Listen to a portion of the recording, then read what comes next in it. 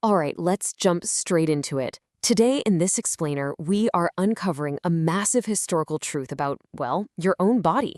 We're talking about ancient manuscripts, a thousand-year-old medical dogma, and one brilliant rogue mind that literally rewrote human history.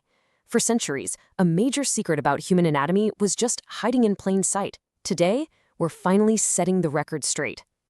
So, let's start with Chapter 1, The Secret of Blood's Journal. Let me ask you something directly. Do you know how blood is circulating through your body right now?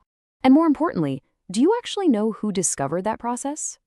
Now, if you just flip open a standard biology textbook, you probably think you know the exact answer. But hold that thought for a second, because the true discoverer's name, it's been buried under centuries of misconception. See, most of us are taught that the discovery of blood circulation belongs entirely to 17th century European scientists, guys like William Harvey or Michael Servetus. But the actual truth? This foundational medical breakthrough was made by a Muslim scientist named Ibn al-Nafis. And get this, he did it roughly 300 years earlier. While Europe was still navigating the Dark Ages, the Islamic Golden Age was absolutely thriving. And it was Ibn al-Nafis who first mapped the true path of our blood. Which brings us to Chapter 2, the beginning of Ibn al-Nafis. So who was he? Ibn al-Nafis, or if you want the full, rather impressive name, Alauddin Abu al-Hasan Ali ibn Abi Hazm al-Qurashi al-Dimashqi, was born around 1210 CE near Damascus, Syria. And his rise, it was absolutely meteoric. At just 16 years old, an age where, let's be honest, most of us are just trying to survive high school, he was already beginning his formal medical studies. Fast forward 10 years, he moves to the bustling hub of Egypt, and by his early 30s, in 1242, he makes a breakthrough that alters medicine forever. But here's the thing, he didn't just study medicine right out of the gate. His foundation was deeply tied to the rigorous, well-rounded educational system of the era. Before he ever stepped foot in the famous Nouri Hospital to study medicine under the great physician Mahazabuddin al-Dakwar, his early education included memorizing the Quran, mastering Arabic grammar, and studying Islamic jurisprudence, specifically the Shafi'i school of fiqh, along with hadith, logic, and philosophy. And this broad education? It perfectly explains why he was so incredibly unique. Ibn al-Nafis wasn't just a doctor. The guy was a literal polymath. We're talking about a physician, a surgeon, an Islamic jurist, a philosopher, and even a linguist, all rolled into one. Having that crazy diverse knowledge base gave him this razor-sharp analytical mind. It meant he could look at human anatomy using pure logic and direct observation, rather than just blindly accepting whatever the ancient text happened to say. Let's move on to Chapter 3, Journey from Damascus to Cairo. When he arrived in Cairo in his early 20s, he definitely didn't start at the bottom. He kicked off his career at the incredibly prestigious Al-Nasiri Hospital. And this wasn't just some run-of-the-mill clinic. It was originally built by the legendary Sultan Salahuddin himself. So right from the start, Ibn al-Nafis was establishing his reputation in one of the most important state-of-the-art medical centers in the entire medieval world. His talent was just undeniable. He was rapidly promoted to become the chief physician of Egypt. Actually, he even became the personal doctor to Sultan Baybars, who was one of the most powerful rulers alive at the time. And he went on to serve at the renowned al-Mansouri Hospital. He reached this elite status, achieved massive success, and became a highly sought-after mentor for the next generation of great physicians. Now for Chapter 4, Discovery of Pulmonary Circulation. This is where things get really interesting. This right here is the absolute climax of our story. To truly grasp his genius, you have to understand what Ibn al-Nafis was up against.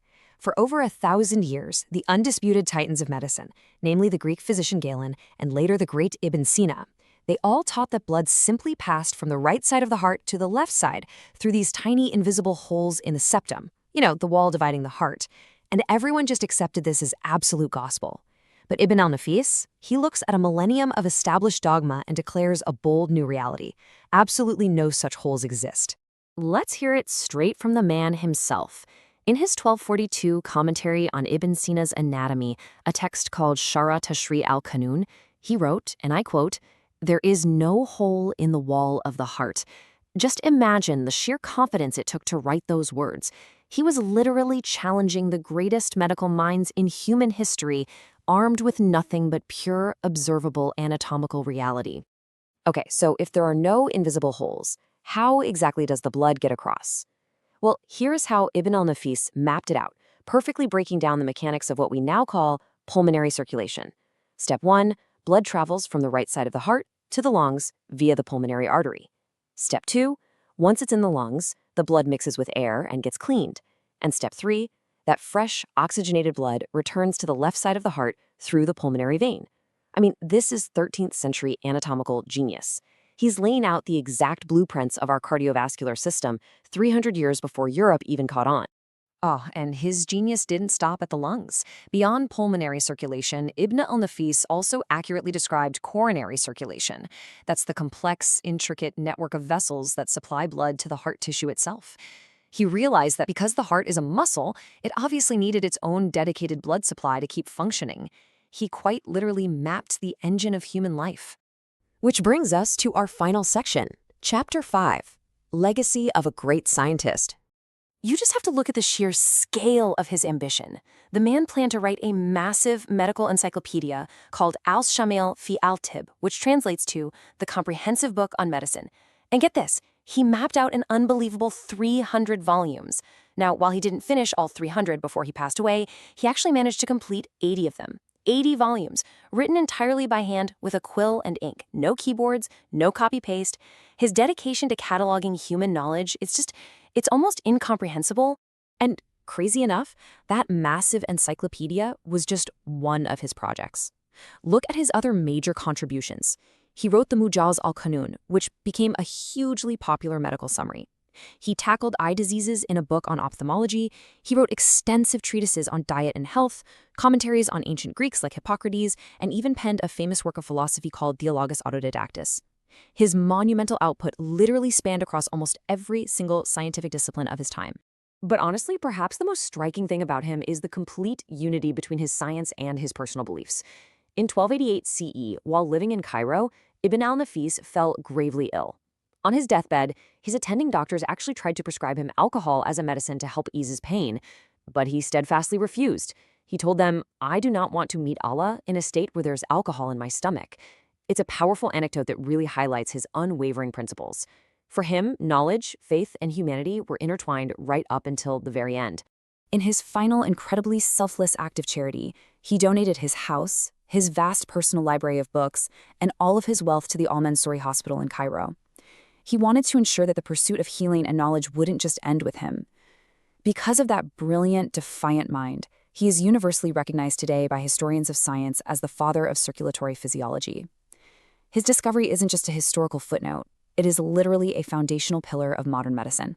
So as we wrap up this explainer, I want to leave you with a thought. The next time you put your hand to your chest and feel your own heartbeat, will you remember Ibn al-Nafis? Will you remember the rogue scholar who peered right through the darkness of history to map the very life force inside of you? Think about it. And hey, while you're at it, which incredible historical scientist do you think we should explore next?